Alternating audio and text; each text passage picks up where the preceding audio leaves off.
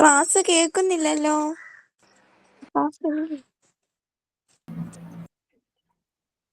Good morning. Good morning, Miss. Good morning, ma'am. Good morning, ma'am. Good morning, ma'am. Good morning, ma'am. Okay, നമ്മളിപ്പോ CSSD ആയിരുന്നല്ലേ കഴിഞ്ഞ ക്ലാസ്സിൽ നമ്മൾ എടുത്തത്. നമുക്ക് അതിന്റെ ഫങ്ഷണൽ ഏരിയാസ് ആണ് നമ്മൾ പറഞ്ഞുകൊണ്ടിരുന്നത്. CSSD, how many functional areas? 6 functional area. Chade. 6 Cleaning area. ഏതൊക്കെയാ? Cleaning area, Packing area, sterilizing area, storage area, and distribution area. Storage area, distribution area. Six functional areas ആണ് CSSD. അതിൽ first receiving area നമ്മൾ പറഞ്ഞു അല്ലെ. Receiving ഏരിയയിൽ എന്താ, പല ഡിപ്പാർട്ട്മെന്റിൽ യൂസ് ചെയ്ത ഐറ്റംസ് ഒക്കെ CSSD വരും. എന്തിനു വേണ്ടി? ക്ലീനിങ് ആൻഡ് സ്റ്റെറിലൈസേഷന് വേണ്ടിയിട്ട്. എന്നിട്ട് അപ്പോ നമ്മൾ പറഞ്ഞു ഓൾറെഡി യൂസ് ചെയ്ത ആ ഡിപ്പാർട്ട്മെന്റിൽ തന്നെ അതൊന്ന് എന്ത് ചെയ്യുന്നു, ഡീകണ്ടാമിനേറ്റ് ചെയ്യുന്നു വിത്ത് സോഡിയം ഹൈപ്പോക്ലോറൈഡ് സൊല്യൂഷൻ ഉപയോഗിച്ചിട്ട് ഡീകണ്ടാമിനേറ്റ് ചെയ്തതിന് ശേഷമാണ് നമ്മുടെ CSSD എത്തുന്നത്. അവിടെ അക്സെപ്റ്റിംഗ് ഏരിയ, അക്സെപ്റ്റ് ചെയ്യാൻ അല്ലെങ്കിൽ റിസീവ് ചെയ്യാനായിട്ട് ഒരു പ്രത്യേക ഏരിയ ഉണ്ട്. അവിടെ നമ്മൾ പറഞ്ഞു അത് എന്ത് ചെയ്യുന്നു, ഐറ്റംസ് ഒക്കെ കൗണ്ട് ചെയ്തിട്ട് അവരവിടെ റിസീവ് ചെയ്യുന്നു. അതിനുശേഷം ഓരോ ഇൻസ്ട്രുമെന്റ്സും എക്യുപ്മെന്റ്സ് ഒക്കെ എക്സാമിൻ ചെയ്യുന്നു. അത് സൂക്ഷ്മമായിട്ട് നോക്കി അൺഷാർപ്പൻഡ് ആയിട്ടുള്ളത്, ഇനി നമുക്ക് വീണ്ടും യൂസ് ചെയ്യാൻ പറ്റാത്തത്, അൺഷാർപ്പൻ ആയിട്ടുള്ള ഐറ്റംസ് ഒക്കെ അവിടുന്ന് സോർട്ടഡ് ഔട്ട് ഓർ ഡിസ്പോസ് ചെയ്ത് കളയും. എന്നിട്ട് ബാക്കിയുള്ളത് എത്ര എണ്ണം ഉണ്ടെന്നുള്ള റെക്കോർഡ്സിലാക്കി വെക്കുന്നു.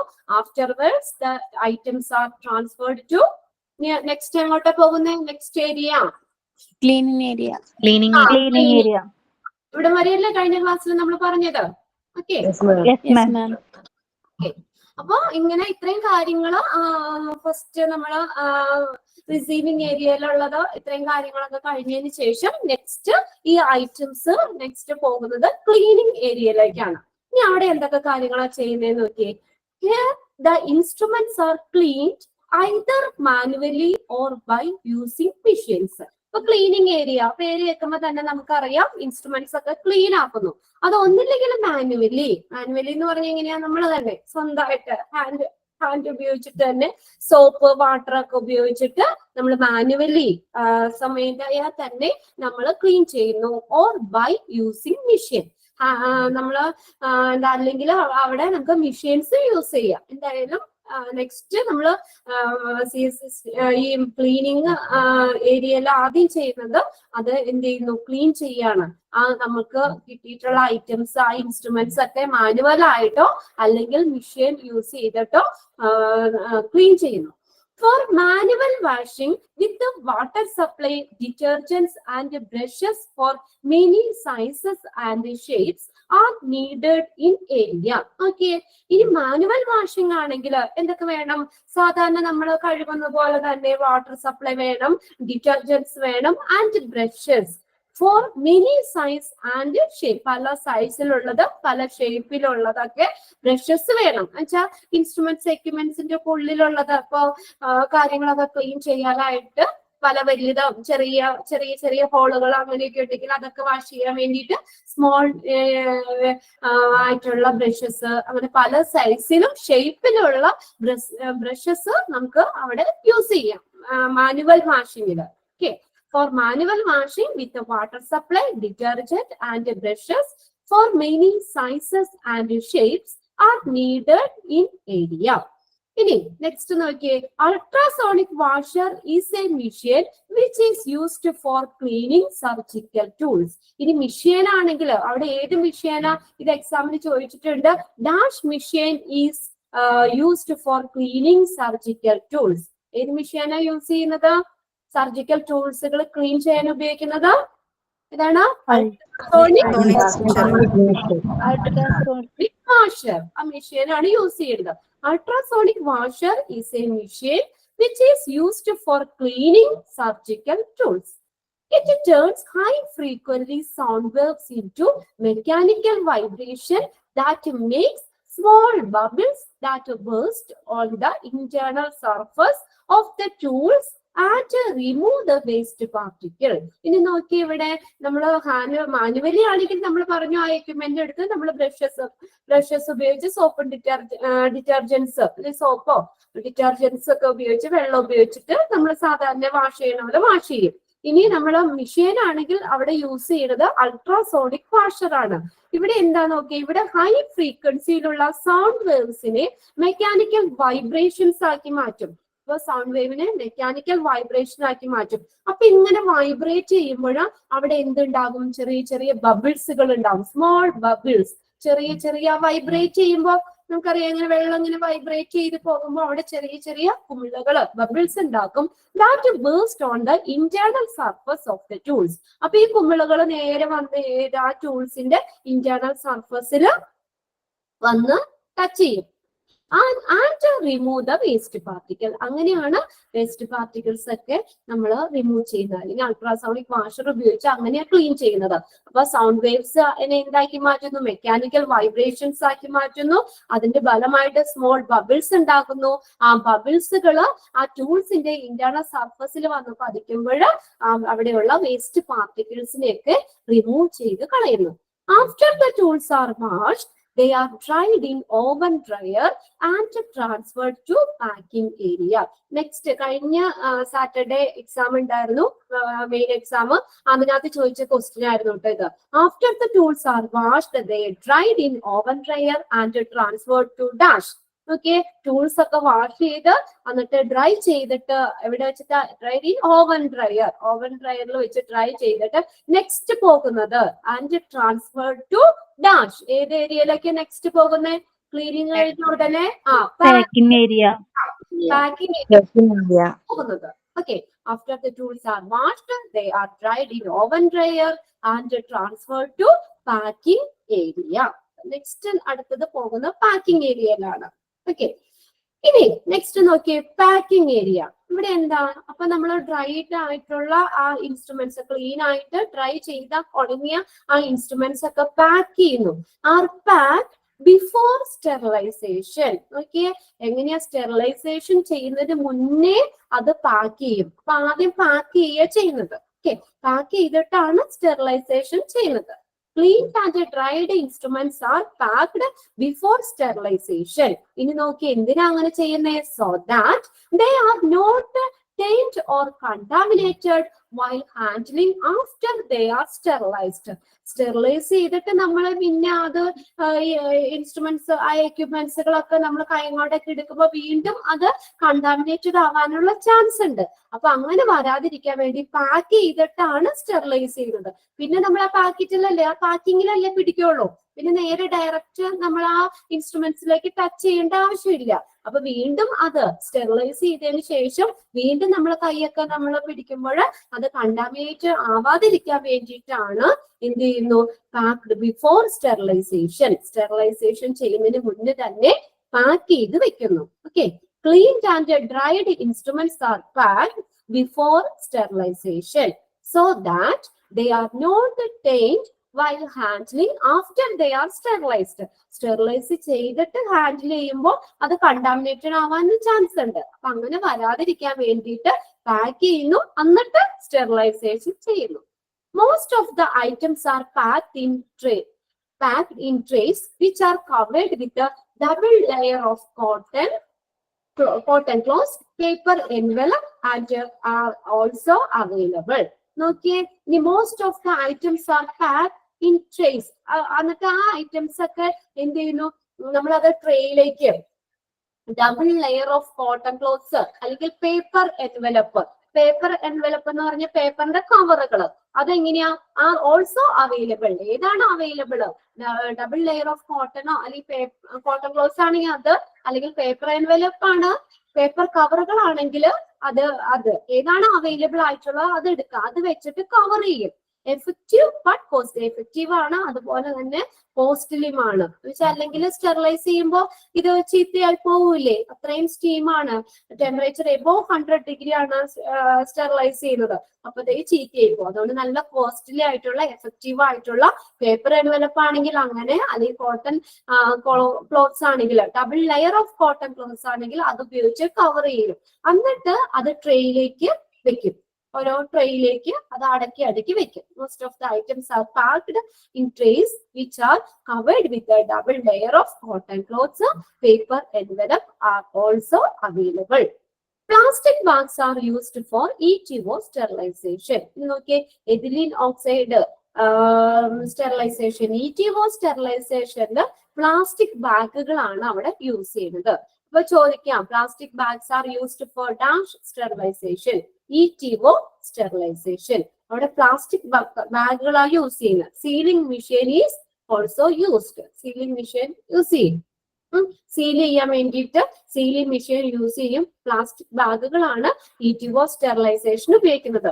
ETO എന്ന് പറഞ്ഞാൽ ഗ്യാസ് സ്റ്റെറിലൈസേഷൻ അല്ലേ, സ്റ്റീം വരുന്നില്ല, അപ്പൊ അതുകൊണ്ട് അവിടെ പ്ലാസ്റ്റിക് ബാഗുകൾ യൂസ് ചെയ്യാം. ETO sterilisation. The packs are labeled with an indicate. ഇത് നോക്കിയേ, ഈ പാക്കറ്റുകൾ പാക്സ് ആർ ലേബിൾഡ്, ലേബൽ ചെയ്യും with the indicate the date of sterilization. എന്നാണ് സ്റ്റെറിലൈസേഷൻ ചെയ്തത് ആ ഡേറ്റ് കാണിക്കും. ആ പാക്കറ്റിന്റെ നമ്മൾ ലേബൽ ചെയ്ത് വെക്കും. ആ സ്റ്റെറിലൈസേഷൻ എന്നാണ് ചെയ്തതെന്നുള്ള ഡേറ്റ് ലേബൽ ചെയ്യും. ആൻഡ് എക്സ്പയറി ഡേറ്റ് എത്ര നാളത്തേക്ക് ഇത് ഉപയോഗിക്കാന്നുള്ളത്. അത് ഒരു പരിധി കഴിഞ്ഞാൽ പിന്നെ സ്റ്റെറിലൈസ് ചെയ്തതിന്റെ ഇതുണ്ടാവില്ല, അപ്പൊ അതുകൊണ്ട് അതിനൊരു ടൈം ഉണ്ട്. അപ്പൊ ആ ഒരു എക്സ്പയറി ഡേറ്റ് കൂടി എഴുതും. പിന്നെ അതുകൂടെ വെച്ച് എന്നാണ് സ്റ്റെറിലൈസ് ചെയ്യുന്നതെന്നുള്ള ആ ഡേറ്റും അതിനകത്ത് എഴുതും. After packing and sealing, the instruments are transferred for sterilization. അപ്പൊ അങ്ങനെ പാക്കിംഗ് ചെയ്തു, സീൽ ചെയ്തു, എന്നിട്ട് ഇൻസ്ട്രുമെന്റ്സ് നെക്സ്റ്റ് പോകുന്നത് സ്റ്റെറിലൈസേഷൻ ചെയ്യാൻ വേണ്ടിയിട്ട് സ്റ്റെറിലൈസേഷൻ ഏരിയയിലേക്കാണ് ഇത്രയും കാര്യങ്ങൾ കഴിഞ്ഞിട്ട് പോകുന്നത്. ഓക്കെ, ക്ലിയർ ആയോ? അപ്പൊ നമ്മൾ ആദ്യം പറഞ്ഞത് എന്താ, പാക്കിംഗ് ഏരിയയില് ക്ലീൻ ആയിട്ടുള്ള ഡ്രൈഡ് ആയിട്ടുള്ള ഇൻസ്ട്രുമെന്റ്സ് പാക്ക് ചെയ്യും. സ്റ്റെറിലൈസേഷൻ ചെയ്തതിന് മുന്നേ പാക്ക് ചെയ്യും. എന്തുകൊണ്ടാണ് അങ്ങനെ ചെയ്യുന്നത്? നമ്മൾ ഈ സ്റ്റെറിലൈസ് ചെയ്തിട്ട് പിന്നെ കൈകൊണ്ടൊക്കെ പിടിച്ചു കഴിഞ്ഞാൽ അവിടെ കണ്ടാമിനേറ്റഡ് ആവാനുള്ള ചാൻസ് ഉണ്ട്. അതുകൊണ്ട് പാക്ക് ചെയ്തിട്ടാണ് സ്റ്റെറിലൈസേഷൻ ചെയ്യുന്നത്. ഇനി ഇത് അങ്ങനെ പാക്ക് ചെയ്യുന്നത് വെച്ചാൽ double layer of cotton clothes അല്ലെങ്കിൽ പേപ്പർ എൻവലപ്പ്, പേപ്പർ കവറുകളൊക്കെ ഏതാണ് അവൈലബിൾ അത് വെച്ചിട്ട് പാക്ക് ചെയ്തിട്ടാണ് ആ ട്രേയിലേക്ക് വെക്കുന്നത്. ഓക്കെ, ട്രേയിലേക്ക് വെച്ച് അത് പാക്ക് ചെയ്തിട്ട് ട്രേയിലേക്ക് ഓരോന്ന് എടുത്ത് വെക്കും.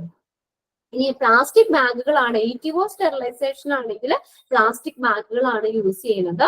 പാക്കറ്റ്സ് ആണ്, എന്നിട്ട് ആ പാക്കിൽ ലേബൽ ചെയ്യും എന്നാണോ സ്റ്റെറിലൈസേഷൻ ചെയ്തത്, അതിന്റെ എക്സ്പയറി ഡേറ്റ് എന്നാണ് എന്നുള്ള കാര്യങ്ങളൊക്കെ ആ പാക്കറ്റ്സിൽ ലേബൽ ചെയ്യും. അതിനുശേഷം പാക്കിങ്ങും സീലിംഗും ഒക്കെ കഴിഞ്ഞതിന് ശേഷം നെക്സ്റ്റ് പോകുന്നത് സ്റ്റെറിലൈസേഷൻ ഏരിയയിലേക്കാണ് പോകുന്നത്. ഓക്കെ, ക്ലിയർ ആണോ? രണ്ടെണ്ണം, ക്ലീനിങ് ഏരിയയും പാക്കിംഗ് ഏരിയയും. നെക്സ്റ്റ് നോക്കിയേ, സ്റ്റെറിലൈസേഷൻ ഏരിയ എന്ന് പറഞ്ഞാൽ ഈ CSST സ്റ്റെറിലൈസേഷൻ ചെയ്യുന്ന രണ്ട് മെത്തേഡിലാണ്. Sterilization is done by either of two methods in CSST. CSST sterilisation ചെയ്യുന്ന രണ്ട് മെത്തേഡിലാണ്. സ്റ്റീം സ്റ്റെറിലൈസേഷൻ ഉണ്ട്, ഗ്യാസ് സ്റ്റെറിലൈസേഷൻ ഉണ്ട്, കെമിക്കൽ ഗ്യാസ് സ്റ്റെറിലൈസേഷൻ. രണ്ട് മെത്തേഡിലാണ് നടക്കുന്നത് CSST. ഏതൊക്കെയാണ്? സ്റ്റീം സ്റ്റെറിലൈസേഷൻ ഉണ്ട്, രണ്ടാമത്തെ കെമിക്കൽ ഗ്യാസ് സ്റ്റെറിലൈസേഷൻ ഉണ്ട്. ഓക്കെ, അതിനകത്ത് ഫസ്റ്റ് തന്നേക്കുന്ന ഓട്ടോക്ലേവ് ആണ്. അവിടെ ഓട്ടോക്ലേവ് എന്ന് പറഞ്ഞാൽ സ്റ്റീം സ്റ്റെറിലൈസേഷൻ ആണ്. ഓട്ടോക്ലേവ് താഴേക്ക് നോക്കി നിങ്ങൾ ഡിഫറെന്റ് ടൈപ്സ് ഓഫ് ഓട്ടോക്ലേവിന്റെ പടം കൊടുത്തിട്ടുണ്ട്. ഓട്ടോമാറ്റഡ് ഓട്ടോക്ലേവ്സുകൾ ഉണ്ട്, സിമ്പിൾ ഓട്ടോക്ലേവ്സ് ഉണ്ട്, ഫ്ലാഷ് ഓട്ടോക്ലേവ്സ് ഉണ്ട്, പല ടൈപ്പ് ഓഫ് ഓട്ടോക്ലേവ്സ് ഉണ്ട്. അപ്പൊ ഇത് സിമ്പിൾ ഓട്ടോക്ലേവ് എന്ന് പറഞ്ഞാൽ കണ്ടറിയാം, ഒരു പ്രഷർ കുക്കർ പോലെ തന്നെ ഇരിക്കുന്ന ഒരു ഇതാണ് ഓട്ടോക്ലേവ് എന്ന് പറയുന്നത്. ഇത് എന്തിനു വേണ്ടിയാ യൂസ് ചെയ്യുന്നത്? ഓട്ടോക്ലേവ് എന്തിനാ യൂസ് ചെയ്യുന്നേ? ഇറ്റ് ഈസ് യൂസ്ഡ് ടു, എന്തിനു വേണ്ടി യൂസ് ചെയ്യുന്നേ ഓട്ടോക്ലേവുകള്? സ്റ്റെറിലൈസ് ചെയ്യുക അല്ലെ, സ്റ്റീം സ്റ്റെറിലൈസ് ചെയ്യാൻ, സ്റ്റീം സ്റ്റെറിലൈസേഷന് യൂസ് ചെയ്യാം. സ്റ്റെറിലൈസേഷൻ ഓഫ് സർജിക്കൽ ഇൻസ്ട്രുമെന്റ്സ് പിന്നെ അതുപോലെ തന്നെ കൾച്ചർ മീഡിയ ഒക്കെ സ്റ്റെറിലൈസ് ചെയ്യാൻ വേണ്ടിയിട്ടാണ് ഓട്ടോക്ലേവ് യൂസ് ചെയ്യുന്നത്. അപ്പൊ എന്ന് പറഞ്ഞാൽ എന്താണ്, ബാക്ടീരിയ ഇൻഫെക്ഷൻ ഉള്ള ഒരു പേഷ്യന്റിന് സർജറി ഒക്കെ കഴിഞ്ഞ് കഴിയുമ്പോൾ ആ ഇൻസ്ട്രുമെന്റ്സ് ഒക്കെ കഴുകി കളഞ്ഞാലും അതിനകത്ത് എന്താണ് ചില ബാക്ടീരിയ ഫംഗസുകളൊക്കെ ഉണ്ടാവും, അത് പൂർണ്ണമായിട്ട് മാറില്ല. അപ്പൊ അങ്ങനെയുള്ളത് അത് റിമൂവ് ചെയ്യാൻ വേണ്ടിയിട്ടാണ്, അതിനെയൊക്കെ റിമൂവ് ചെയ്യാനാണ് സ്റ്റെറിലൈസേഷൻ ചെയ്യുന്നതിന് ഓട്ടോക്ലേവിന് വെക്കുമ്പോൾ മോയിസ്റ്റ് ഹീറ്റ് വഴിയാണ് ഇത് സ്റ്റെറിലൈസേഷൻ നടക്കുന്നത്. ഓട്ടോക്ലേവില് മോയിസ്റ്റ് ഹീറ്റ് വഴിയാണ് സ്റ്റെറിലൈസേഷൻ നടക്കുന്നത്. അതെങ്ങനെയാണെന്ന് വെച്ചാൽ ഓട്ടോക്ലേവ് ഞാൻ പറഞ്ഞു, പ്രഷർ കുക്കർ, സിമ്പിൾ ഓട്ടോക്ലേവ് ആട്ടോ, പ്രഷർ കുക്കർ പോലെ ഇരിക്കുന്ന ഒരു സംഭവമാണ്. അതിനകത്ത് കുറച്ച് വെള്ളം എടുക്കും, ആ വെള്ളം എടുത്തിട്ട് ഹീറ്റ് ചെയ്യും, അതിനകത്ത് ആ ഇതിട്ടിട്ട് വെച്ചിട്ട് ഹീറ്റ് ചെയ്യും. ഹീറ്റ് ചെയ്യുമ്പോൾ എന്തുണ്ടാവും, വേപ്പർ വരും അല്ലെ. അപ്പൊ ആ വേപ്പറിന് നമ്മൾ കുക്കർ പോലെ തന്നെ പുറത്തേക്ക് പോകാനുള്ള ഒരു ഇതില്ല ആ വേപ്പർ. അപ്പൊ അങ്ങനെ കൊണ്ട് വേപ്പർ പ്രഷർ ശരിക്കും ഈ അറ്റ്മോസ്ഫിയറിക് പ്രഷറിനേക്കാളും ഹൈ ആയിരിക്കും. അവിടെ ടെമ്പറേച്ചർ എന്ന് വെച്ചാൽ 100 ഡിഗ്രി സെൽഷ്യസിനും എബോയിലായിരിക്കും, 100 ഡിഗ്രിക്കും മുകളിലായിരിക്കും. അപ്പൊ അതുകൊണ്ട് തന്നെ ഇവിടെ ഈ ഓട്ടോക്ലേവിന്റെ പ്രിൻസിപ്പിൾ എന്ന് പറയുന്നത് ഈ vapour pressure is greater than atmospheric pressure. അതൊന്ന് നോട്ട് ചെയ്തേ അവിടെ.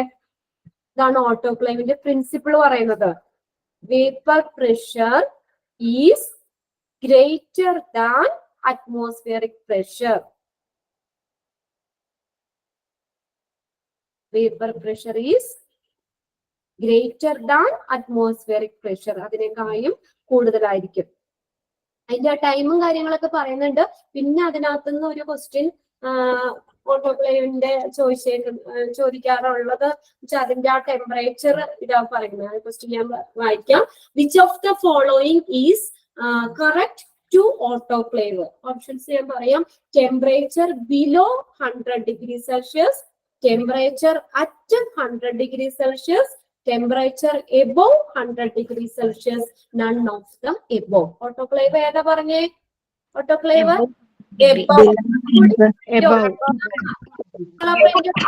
തന്നെ എഴുതിയാലും മതി, അവിടെ ഒന്ന് നോട്ട് ചെയ്ത് വെച്ചാല് ടെമ്പറേച്ചർ എബോവ് 100 ഡിഗ്രി സെൽഷ്യസ് ആണ്.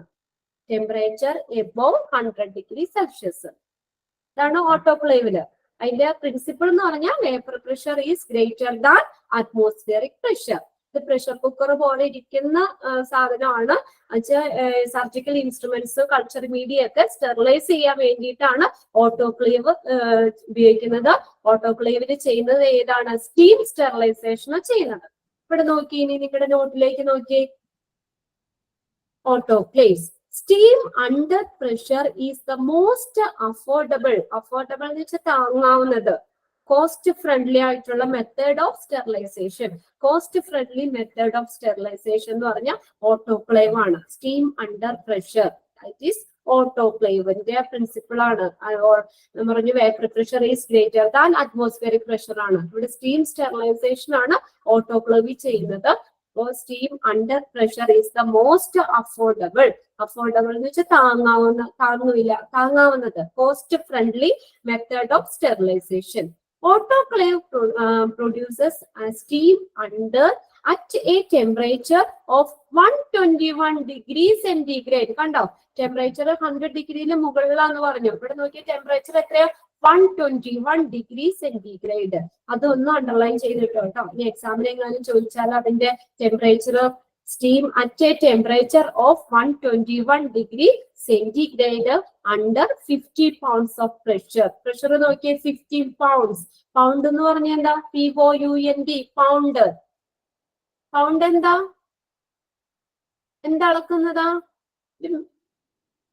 മെഷർ ചെയ്യുന്ന ഒരു കാര്യമാണ്. യൂണിറ്റ് ഓഫ് മെഷറിംഗ് വെയിറ്റ് ആണ് പൗണ്ട് എന്ന് പറയുന്നത്. Unit of measuring weight measure ചെയ്യുന്ന യൂണിറ്റ് ആണ് പൗണ്ട്. അപ്പൊ ഇവിടെ നോക്കിയേ, ടെമ്പറേച്ചർ എത്രയാ? 121 degree centigrade under 15 pounds of pressure. 15 pounds എന്ന് പറഞ്ഞാൽ ഒരു പൗണ്ട് എന്ന് പറഞ്ഞു കഴിഞ്ഞാൽ ഏകദേശം 454 454 ഗ്രാംസ് ആണ് ഒരു പൗണ്ട്. 1 പൗണ്ട് എന്ന് പറഞ്ഞാൽ 454 ഗ്രാംസ് ആണ് 1 പൗണ്ട്. ഏകദേശം 15 pounds ഓഫ് പ്രഷറിൽ in this process 20 minutes is needed to sterilize. Time എത്ര എടുക്കും നോക്കിയേ. ടൈം എത്രയാ? എത്ര ടൈം സ്റ്റെറിലൈസ് ചെയ്യണം ഓട്ടോക്ലേവില്? 20 minutes. 3 നമ്മൾ നോക്കണം. Temperature 121 degree centigrade, 15 pounds of pressure, 20 minutes. 3 കിട്ടിയാ ഓട്ടോക്ലേവിന്റെ? എനിക്ക് ടെമ്പറേച്ചർ എത്രയാ? എത്ര ഡിഗ്രിയാ? 121. സെന്റിഗ്രേഡ്. Pressure 15 pounds. വേണം. 20 minutes. 20 minutes. 20 minutes is needed to sterilize. Sterilise ചെയ്യാനായിട്ട് 20 minutes വേണം. പിന്നെ ഞാൻ പറഞ്ഞല്ലോ, അതിന് ചോദിച്ച ക്വസ്റ്റ്യൻ ആണ്. അതിന്റെ ടെമ്പറേച്ചർ നോക്കണം. നമ്മൾ അത് നോട്ട് ചെയ്തിട്ടുണ്ട്. പ്രിന്റഡ് നോട്ടിൽ നിങ്ങൾ എഴുതിക്കോ. ടെമ്പറേച്ചർ എബോവ് 100 degree Celsius ആണ്. Which of the following is correct relating to autoclave? ഇങ്ങനെയായിരിക്കും ക്വസ്റ്റ്യൻ. അതിനകത്ത് അതിന്റെ വെച്ചാൽ 121 ഓപ്ഷൻസ് അതിനകത്ത് നോക്കുക. ഇനി വല്ല നമ്മൾ അതിന്റെ പ്രഷറിന്റെ ഇതായിട്ടാ തരുന്നെങ്കിൽ അതിന്റെ നോക്കുക. അല്ലെങ്കിൽ ഇതുപോലെ ടെമ്പറേച്ചർ എബോവ് 100 degree Celsius ആണ് ഈ ഓട്ടോക്ലേവ് വർക്ക് ചെയ്യുന്നത്. ഇത് സ്റ്റീം സ്റ്റെറിലൈസേഷൻ ആണ് ഓട്ടോക്ലേവ്. ഇനി രണ്ടാമത്തെയാണ് B ethylene oxide machine ETO. Expanded form അവിടെ ഉണ്ട്. ETO ഏതാ expanded form? ETO Ethylene oxide machine. Okay, ethylene oxide machine ETO sterilization. ഇതെന്ന് പറഞ്ഞാൽ കെമിക്കൽ ഗ്യാസ് സ്റ്റെറിലൈസേഷൻ ആണ്. ഗ്യാസ് വെച്ചിട്ടാണ് ഇവിടെ സ്റ്റെറിലൈസ് ചെയ്യുന്നത്. ഇവിടെ സ്റ്റീം ഒന്നും വേണ്ട, ഗ്യാസ് ആണ്. കെമിക്കൽ ഗ്യാസ് സ്റ്റെറിലൈസേഷൻ ആണ്, അല്ലെങ്കിൽ ETO എന്ന് പറയുന്നത്. This method is primarily used for heat responsive and moisture responsive material like cardiac catheter, plastic items and endoscope. അവിടെ ഒന്ന് കറക്റ്റ് ചെയ്തേ. Endoscope എന്നാട്ടോ. ENDOSCOPES endoscopes. ENDOSCOPES endoscopes. ഇവിടെ നോക്കിയേ. This method is primarily used for heat responsive. Heat responsive എന്ന് പറഞ്ഞാൽ ചൂടിനോട് പെട്ടെന്ന് respond ചെയ്യുന്നത്. ചൂട് അടിച്ചു കഴിഞ്ഞാൽ, ഹീറ്റ് വന്നു കഴിഞ്ഞാൽ ചീത്തയായി പോകുന്ന രീതിയിലുള്ളത്. ഹീറ്റ് സെൻസിറ്റീവ് ആണ്. Heat responsive and moisture responsive material ഏതൊക്കെ? Like cardiac catheter. Cardiac catheter കേട്ടിട്ടുണ്ടോ? കാർഡിയാക് കത്തീറ്റർ ഇതൊരു ചെറിയൊരു നീഡില്, ഒരു ട്യൂബ് പോലെ ഇരിക്കുന്നതാണ്. അതിന്റെ ടിപ്പിൽ ഒരു നീഡില് പോലെ ഉണ്ടാവും. കാത്തലാബിലൊക്കെ യൂസ് ചെയ്യുന്നതാണ് കാർഡിയാക് കത്തീറ്റർ.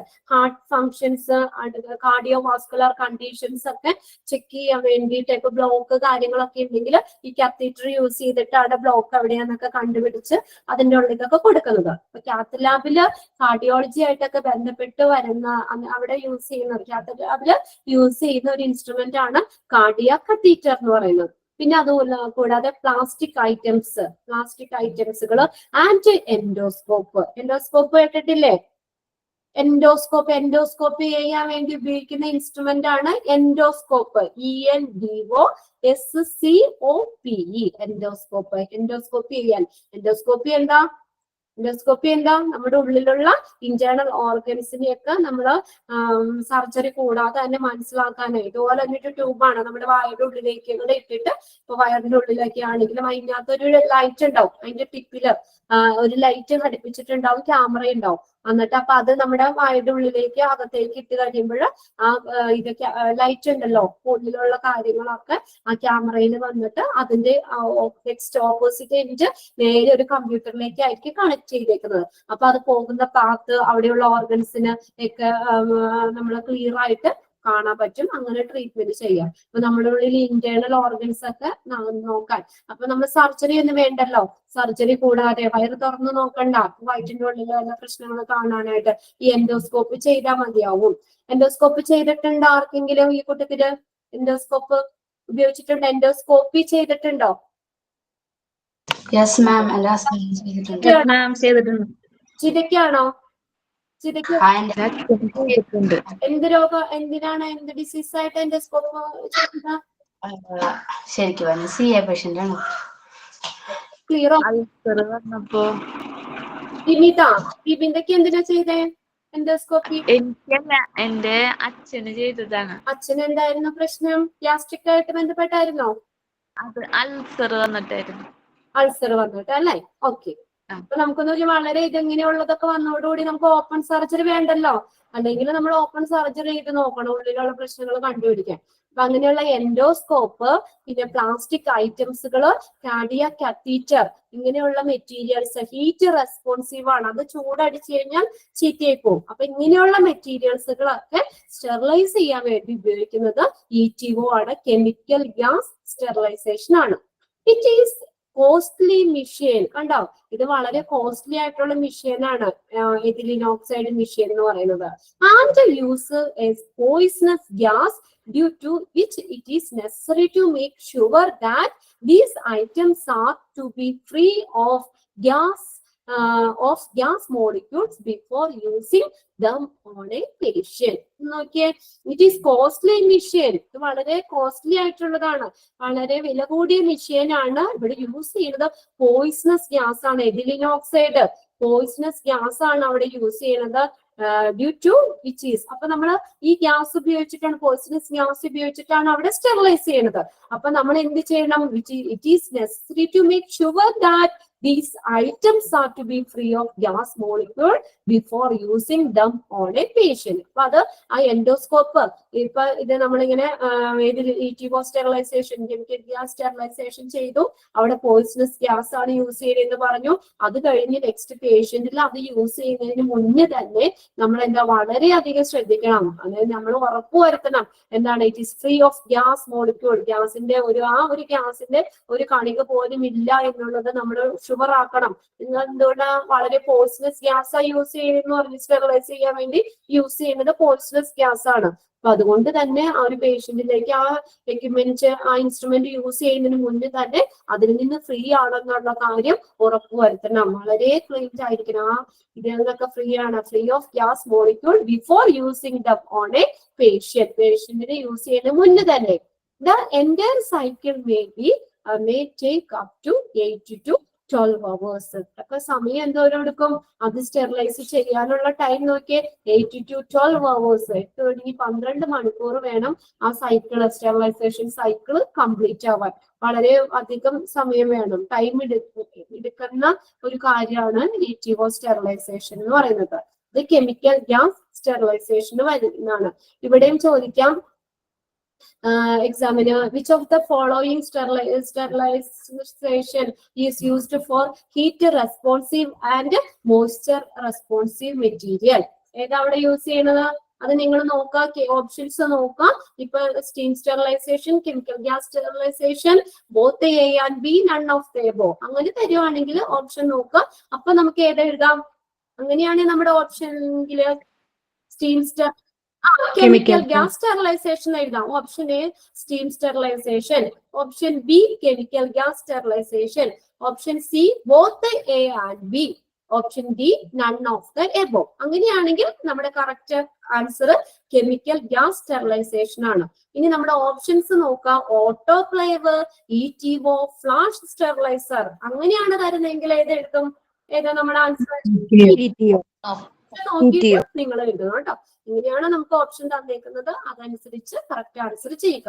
അപ്പൊ ഹീറ്റ് റെസ്പോൺസീവ് ആയിട്ടുള്ളത്, മോയ്സ്ചർ റെസ്പോൺസീവ് ആയിട്ടുള്ള മെറ്റീരിയലുകൾ സ്റ്റെറിലൈസ് ചെയ്യാൻ വേണ്ടി ഉപയോഗിക്കുന്നത് കെമിക്കൽ ഗ്യാസ് സ്റ്റെറിലൈസേഷൻ ആണ്. അത് ETO സ്റ്റെറിലൈസേഷൻ ആണ്. ഓക്കെ, അതിനകത്ത് കാർഡിയാക് കത്തീറ്റർ എന്താന്ന് എഴുതണോ? കത്തീറ്റർ എന്താന്ന് എഴുതണോ? അങ്ങനെയാണെങ്കിൽ ഒന്ന് ബുക്കിലേക്ക് നോട്ട് ചെയ്ത് വെക്കാം. കത്തീറ്റർ ഒന്ന് നോട്ട് ചെയ്ത് വെച്ചോ. ഇനിയും ഈ വേർഡ് നമ്മൾ വീണ്ടും യൂസ് ചെയ്യുന്നുണ്ട്. Cardiac catheter, cardiac catheter, cardiac catheter, cardiac catheter is a tube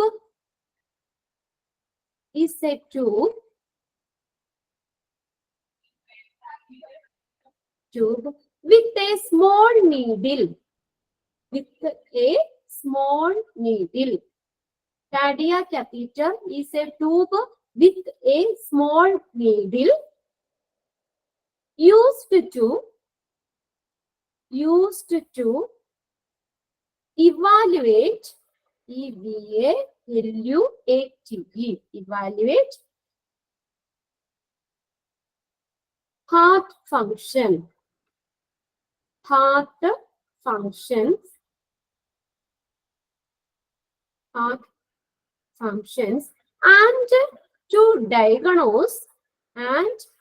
and to diagnose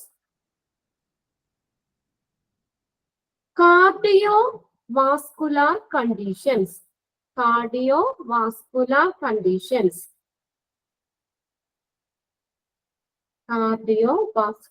conditions. ഇനി നെക്സ്റ്റ് നമ്മൾ പഠിക്കുന്ന ചാപ്റ്ററിലെ ഡയാലിസിസില് നമുക്ക് ഇത് കാത്തീറ്റർ വരുന്നുണ്ട്. Cardiac catheter, different types of dialysis ഒക്കെ അതിനകത്ത് പഠിക്കാനുണ്ട് നിങ്ങൾക്ക്. എന്നാൽ ഞാനൊന്ന് നോട്ട് ചെയ്തോളാം പറഞ്ഞ്. Cardiac catheter is A tube with a small needle used to evaluate heart function and to diagnose cardiovascular conditions. Okay. Next, endoscope.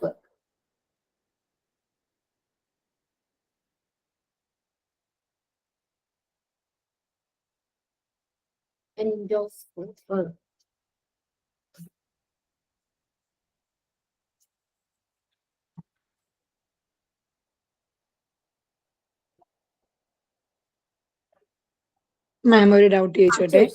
ആരാ? ഈ പോയിസണസ് ഗ്യാസ് യൂസ് ചെയ്യുന്നോണ്ടാണോ ഇത്രയും ടൈം എടുക്കുന്നത് സ്റ്റെറിലൈസേഷന്? പോയിസണസ് ഗ്യാസ് യൂസ് ചെയ്യുന്നതുകൊണ്ട് മാത്രമല്ല, ആ സൈക്കിൾ കംപ്ലീറ്റ് ചെയ്യാനായിട്ട് അത്രയും time വേണം. അത് നമ്മൾ പറഞ്ഞല്ലോ ഓരോന്ന്. ഇപ്പൊ ഓട്ടോക്ലേവിനെ സംബന്ധിച്ചാണെങ്കിൽ നമുക്കത് പെട്ടെന്ന് ഫാസ്റ്റ് ആണ്, അതിനേക്കാളും ഫാസ്റ്റ് ആണ് അടുത്ത് പഠിക്കാൻ പോകുന്നത്. എന്നാലും 20 മിനിറ്റ് കൊണ്ട് ആ സ്റ്റെറിലൈസേഷൻ, ആ സൈക്കിൾ കംപ്ലീറ്റ് ആവും. അതിന് ആ സൈക്കിൾ കംപ്ലീറ്റ് ചെയ്യാൻ വേണ്ടി എടുക്കുന്ന ഒരു ടൈം അത്രേ പറയുന്നുള്ളൂ. ഇതെന്ന് വെച്ചാൽ എഥിലീൻ ഓക്സൈഡ് പോയിസണസ് ഗ്യാസ് ആയതുകൊണ്ട് മാത്രമല്ല, എന്ന് വെച്ചാൽ അതിനകത്ത് ആ ഒരു സൈക്കിൾ കംപ്ലീറ്റ് ചെയ്യണമെങ്കിൽ അത്രയും ടൈം വേണം. എന്നാലാണ് ആ സ്റ്റെറിലൈസേഷൻ കംപ്ലീറ്റ് ആവുള്ളൂ. അതിന്റെ ടൈം ഒന്ന് നിങ്ങളൊന്ന് നോക്കി വെച്ചാൽ മതി കേട്ടോ.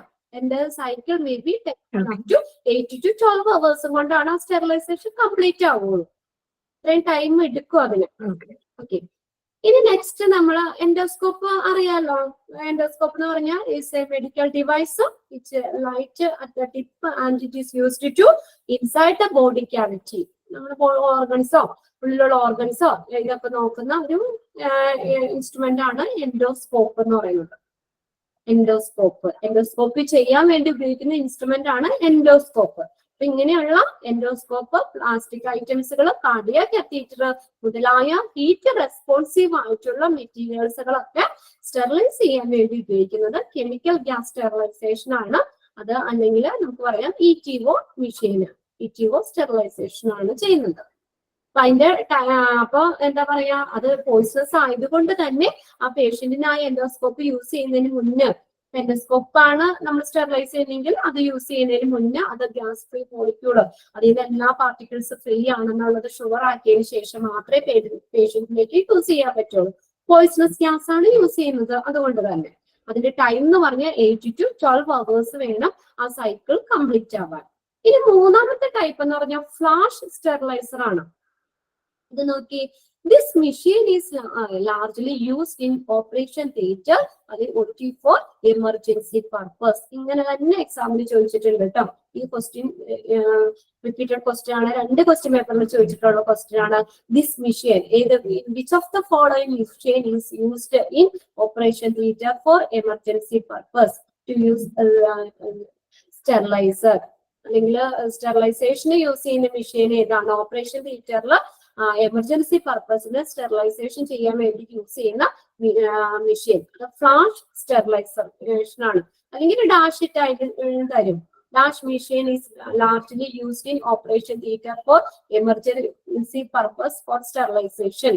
ഓക്കെ, സ്റ്റെറിലൈസേഷന് വേണ്ടി ഓപ്പറേഷൻ തിയേറ്ററിൽ എമർജൻസി ആയിട്ട് സ്റ്റെറിലൈസ് ചെയ്യാൻ വേണ്ടി ഉപയോഗിക്കുന്നത് ഫ്ലാഷ് സ്റ്റെറിലൈസർ ആണ്.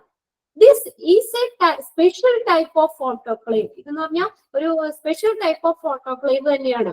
അപ്പൊ ഇവിടെ സ്റ്റെറിലൈസ് ചെയ്യുന്ന ഏതായിരിക്കും?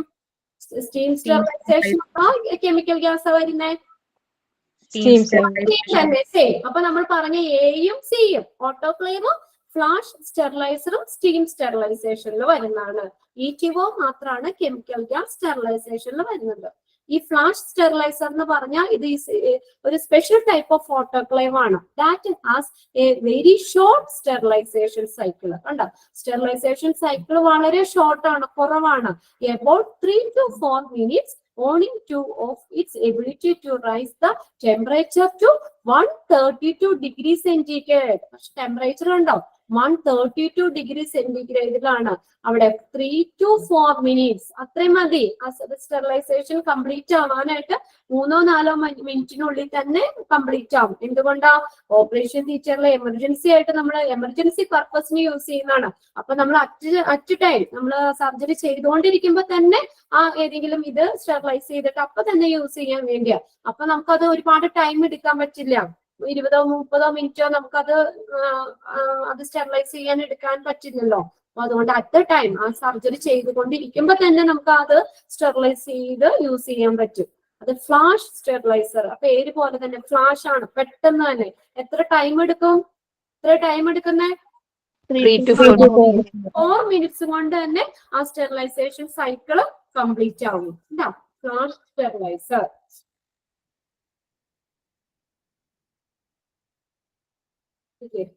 അതിനകത്ത് ഒരു ക്വസ്റ്റ്യൻ ചോദിച്ചിട്ടുള്ളത് തന്നെയാണ്, ഇങ്ങനെ തന്നെയാണ് ചോദിച്ചേക്കുന്നത്. Which steriliser is largely used in operation theatre for emergency purpose in sterilizer എന്നുണ്ടല്ലോ. അപ്പൊ അത്രയും മതി. ഏത് സ്റ്റെറിലൈസർ ആണ് അവിടെ യൂസ് ചെയ്യണമെന്ന് ചോദിച്ചേക്കുന്നത്.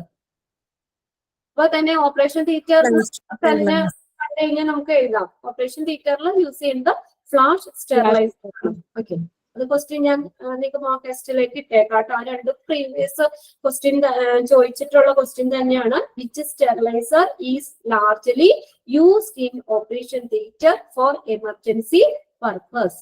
Flash steriliser. It's a special type of autoclave. ഒരു പ്രത്യേക ഓട്ടോക്ലേവ് പോലെ തന്നെയാണ്. That has very short sterilisation cycle. എന്താണ് ഓട്ടോക്ലേവിൽ നിന്നുള്ള ഡിഫറൻസ്?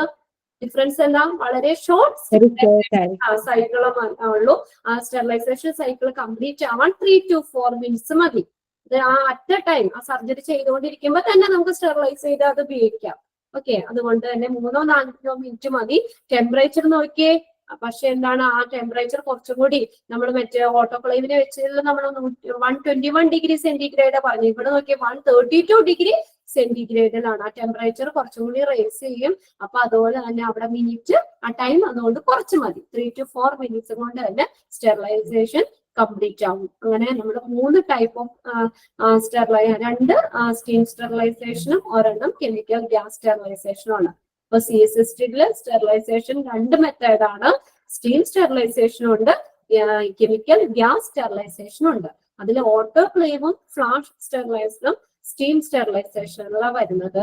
ETO കെമിക്കൽ ഗ്യാസ് സ്റ്റെറിലൈസേഷനിലാണ്. ഓക്കെ, അതൊന്ന് വായിച്ചു നോക്കി.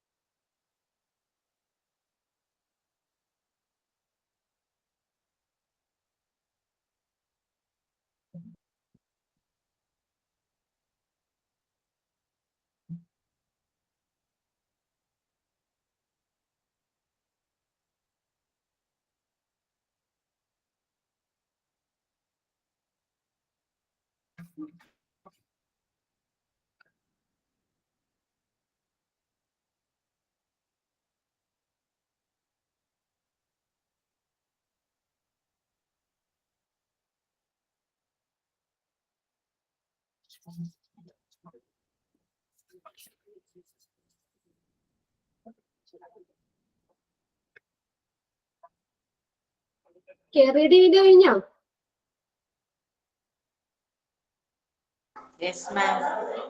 ജസ്റ്റ് ഒന്ന് നിങ്ങളൊന്ന് നോക്കാം കേട്ടോ.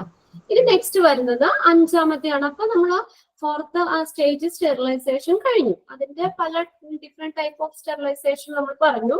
ഇനി നെക്സ്റ്റ് ഈ ഐറ്റംസ് പോകുന്നത് സ്റ്റോറേജ് ഏരിയയിലേക്കാണ്. നെക്സ്റ്റ് അത് സ്റ്റോർ ചെയ്ത് വെക്കും. Storage area. After sterilization, the items are provisionally stocked in a cleansed rack from where they are issued to the user's department. Okay. After sterilization, the items are provisionally or temporarily ആയിട്ട് സ്ഥിരമല്ല താൽക്കാലികമായിട്ട് ഇത് എവിടെ store ചെയ്യുന്നത്? ആ ഡിപ്പാർട്ട്മെന്റിൽ തന്നെ CSSDയില് പ്രത്യേക റാക്കുകളില് ആ ഡിപ്പാർട്ട്മെന്റിൽ തന്നെ താൽക്കാലികമായിട്ട് അവിടെ സ്റ്റോർ ചെയ്ത് വെക്കും. സ്റ്റെറിലൈസേഷൻ കഴിഞ്ഞപ്പോ തന്നെ അത് ആ ഡിപ്പാർട്ട്മെന്റിൽ തന്നെ താൽക്കാലികമായിട്ട് അവിടെ പ്രത്യേക റാക്കുകളില് സ്റ്റോർ ചെയ്ത് വെക്കും.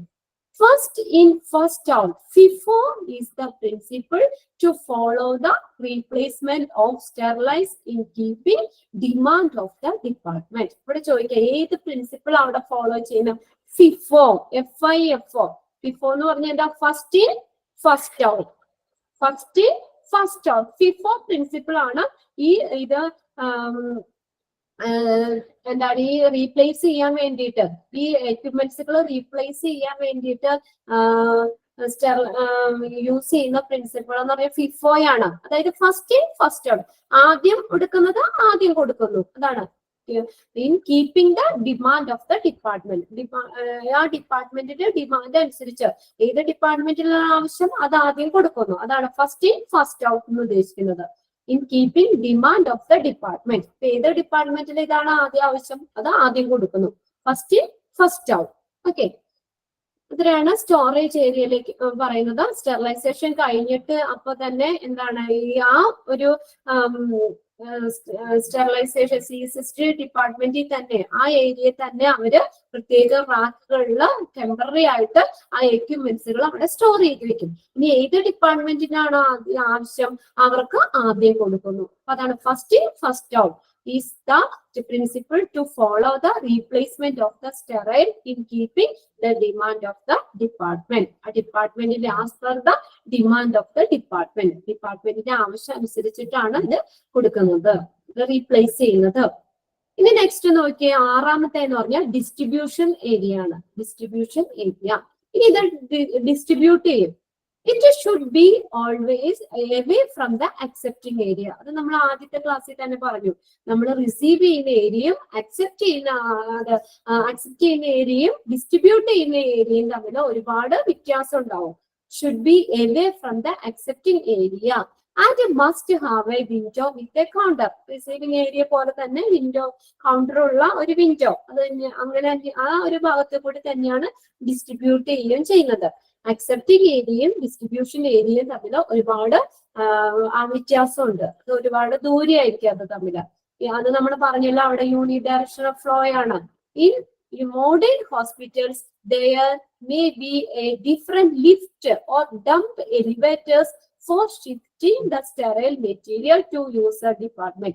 ഇനി മോഡേൺ ഹോസ്പിറ്റൽസിലൊക്കെ ആണെങ്കിൽ ഇത് ആ യൂസർ ഡിപ്പാർട്ട്മെന്റിലേക്ക് എത്തിച്ചു കൊടുക്കാനായിട്ട് ലിഫ്റ്റ് ഉണ്ട്. Different lift or dump elevators ഉണ്ട് for shifting the sterile material to the user department. ആ യൂസർ ഡിപ്പാർട്ട്മെന്റിലേക്ക് ഈ മെറ്റീരിയൽ സ്റ്റെറിലൈസ് ചെയ്ത മെറ്റീരിയൽസ് എത്തിച്ചു കൊടുക്കാൻ വേണ്ടിയിട്ട് എന്തുണ്ട് ഈ പ്രത്യേകം ലിഫ്റ്റ് ഓർ ഡംപ് എലിവേറ്റേഴ്സ് ഉണ്ട്. എന്ന് വെച്ചാൽ ഒരു ബൾക്കായിട്ടാണല്ലോ ഒരു ഡിപ്പാർട്ട്മെന്റിലുള്ളത് മൊത്തം.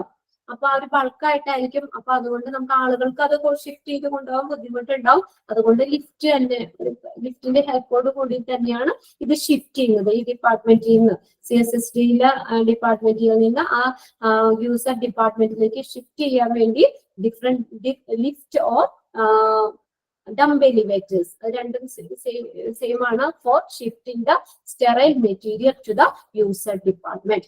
ഇത്രയും കാര്യങ്ങൾ ഇങ്ങനെ 6 ഏരിയാസ് ആയിട്ടാണ് തിരിച്ചേക്കുന്നത് CSSDയുടെ ഫങ്ഷണൽ ഏരിയ.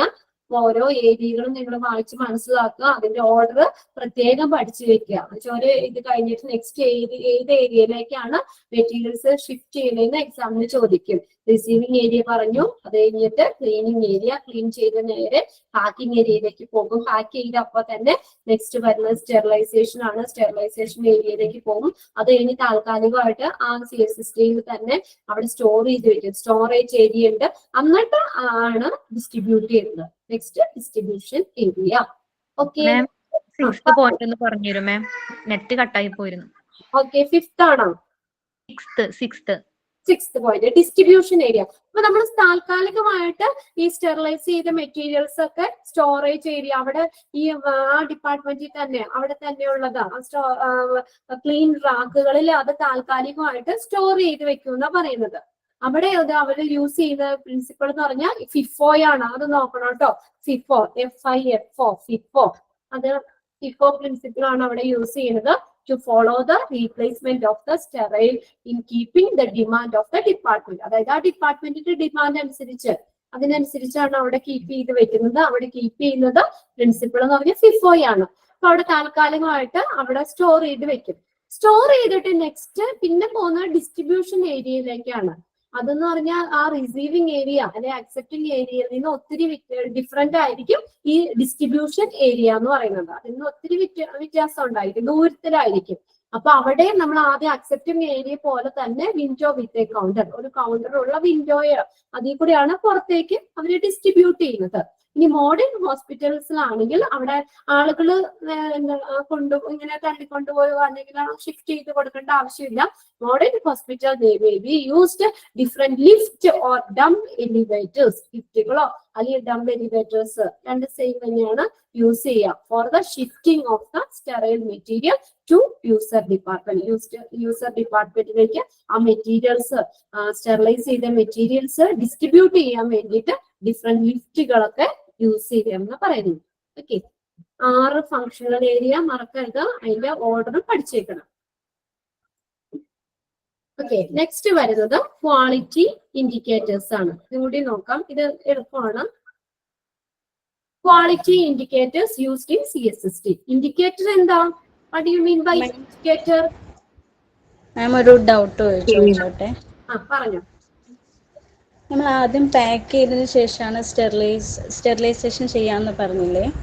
പാക്ക് ചെയ്തിട്ടാണ് സ്റ്റെറിലൈസ് ചെയ്യുന്നത്. ഓക്കെ, അപ്പൊ ഇത്രയും ഇത് ചൂടാക്കുമ്പോ ആ പാക്ക് ചെയ്തതിനൊക്കെ ഡാമേജ് വരില്ല?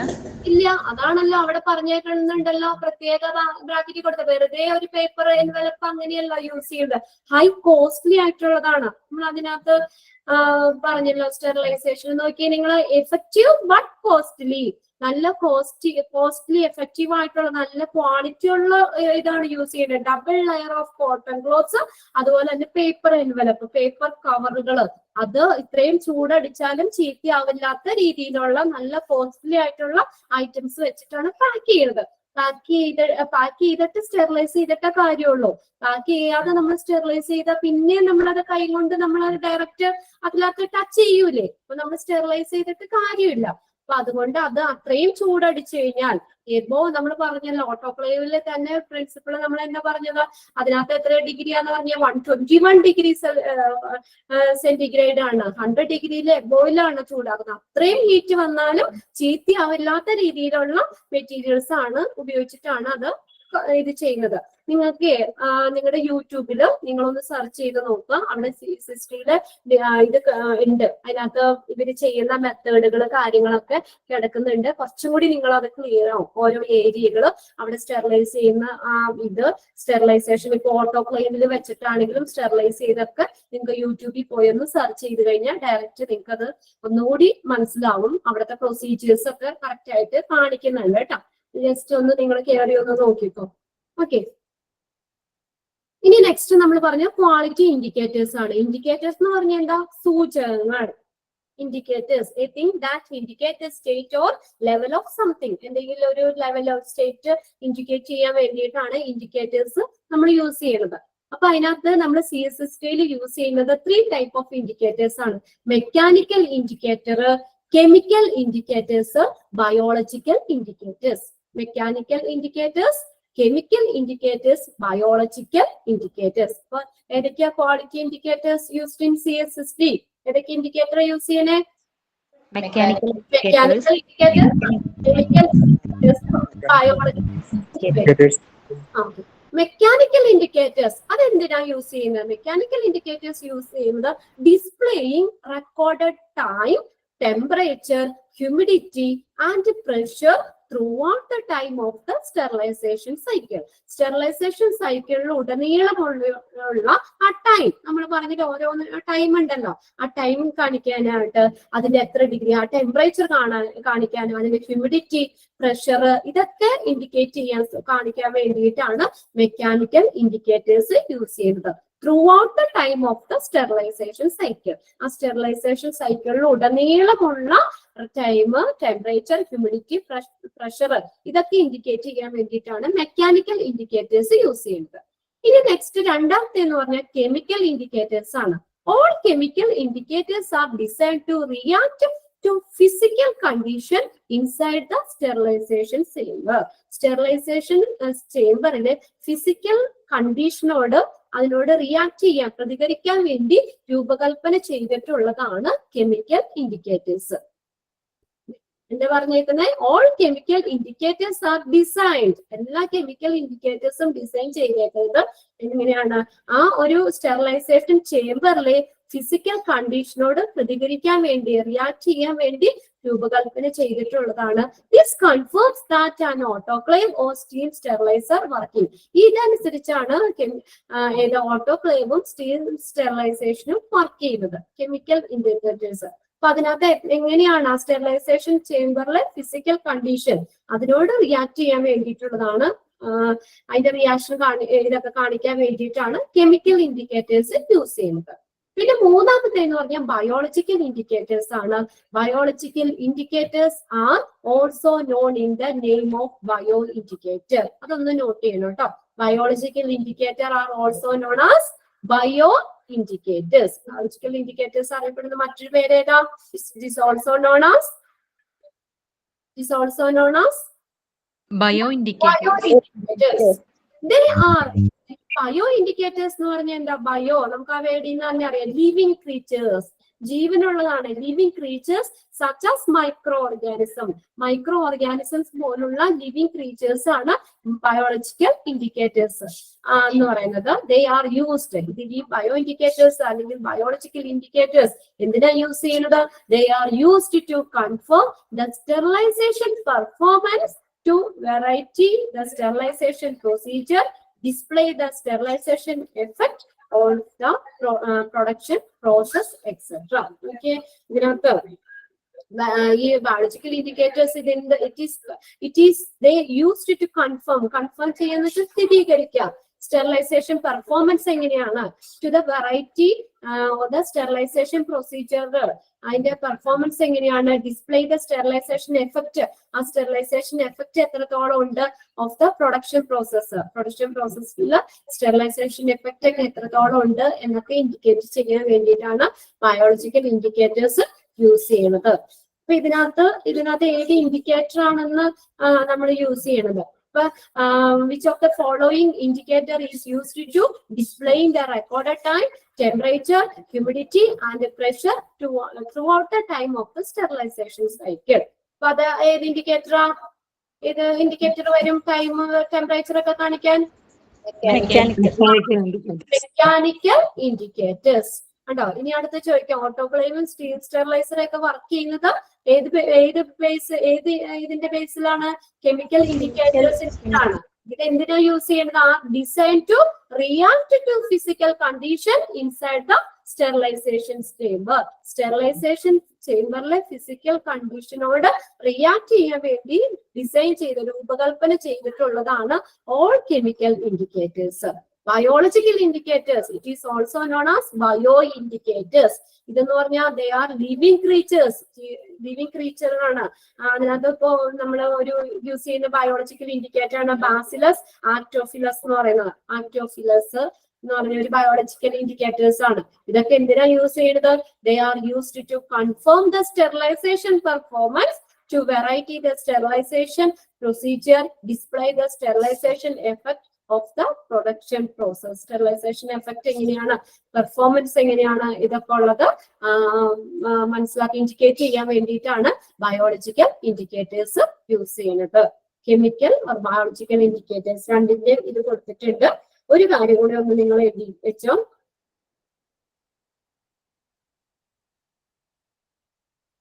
ബയോ ഇൻഡിക്കേറ്റേഴ്സ് താഴത്തൊന്ന് എഴുതി വെച്ചോട്ടോ. Bio indicators are used for bio indicators are used for bioindicators are used for the validation VALIDATION validation, qualification QUALIFICATION quality, qualification, validation, qualification and monitoring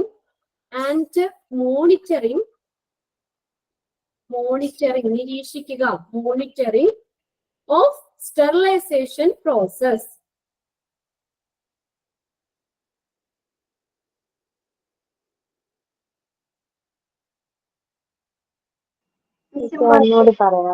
Okay.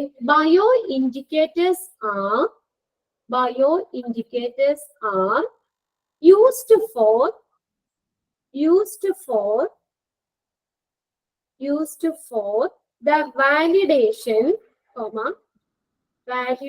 for the validation, qualification QUALIFICATION qualification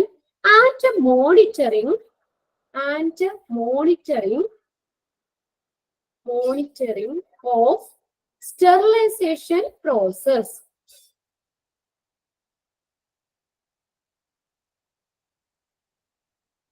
monitor ചെയ്യാൻ, നിരീക്ഷിക്കാം, മൂന്നിനും അതിന്റെ qualification യോഗ്യതയ്ക്കും നിരീക്ഷണത്തിനും ഒക്കെ വേണ്ടിയിട്ട് ഈ bio indicators use ചെയ്യും, or biological indicators.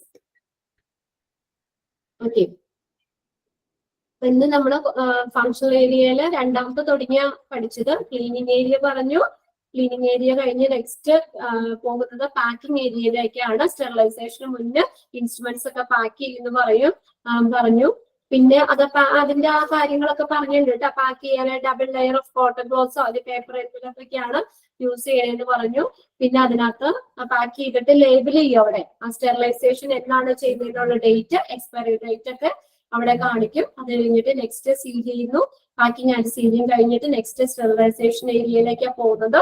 സ്റ്റീലിലെ sterilization 2 മെത്തേഡാണ്. Steam sterilisation ഉണ്ട്, chemical gas sterilisation ഉണ്ട്. സ്റ്റെറിലൈസേഷൻ കഴിഞ്ഞിട്ട് നെക്സ്റ്റ് സ്റ്റോറേജ് ഏരിയയിലാണ്. അവിടെ താൽക്കാലികമായിട്ട് അവിടെ സ്റ്റോർ ചെയ്ത് വെക്കും. അവിടെ first in first out, FIFO ആണ് ഫോളോ ചെയ്യുന്ന പ്രിൻസിപ്പിൾ. അവിടെ as per the demand of the ഡിപ്പാർട്ട്മെന്റിന്റെ ഡിമാൻഡ് അനുസരിച്ച് അത് ഓരോന്നും അവിടെ സ്റ്റോർ ചെയ്ത് വെക്കും. എന്നിട്ട് നെക്സ്റ്റ് ആണ് ഡിസ്ട്രിബ്യൂഷൻ ഏരിയ, ഡിസ്ട്രിബ്യൂട്ട് ചെയ്യുന്നത്.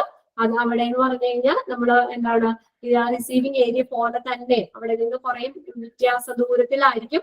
First have a window with account.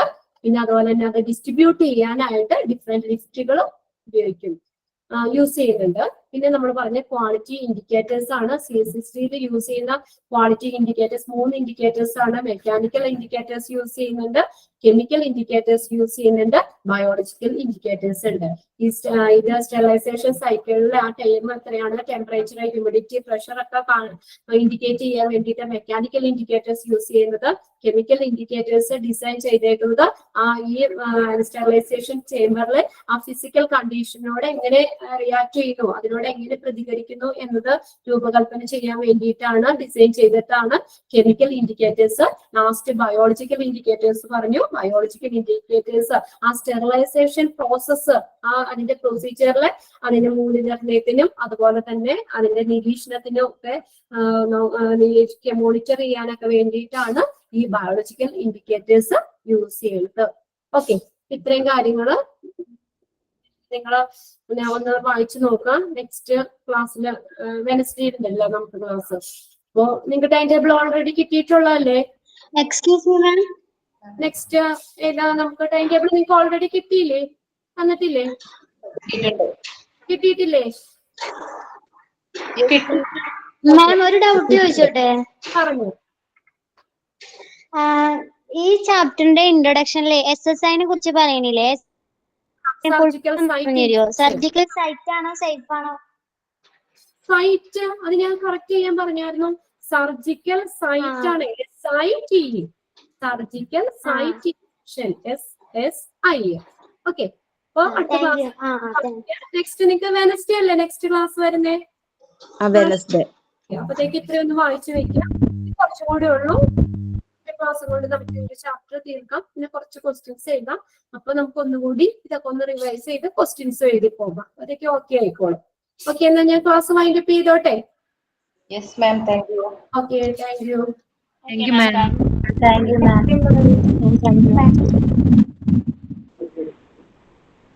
Thank you, ma'am.